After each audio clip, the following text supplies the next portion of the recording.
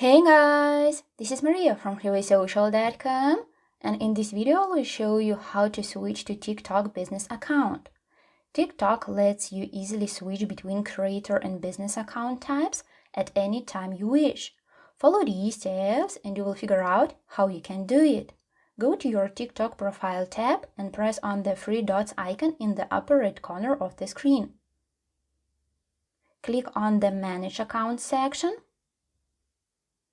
After that, find the Switch to Business Account option and tap it.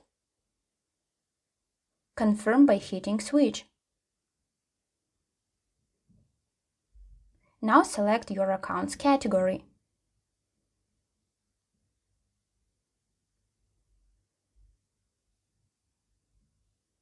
That's it. I hope this guide was helpful and you were able to switch to TikTok business account. Don't forget to like this video and visit us at freewaysocial.com.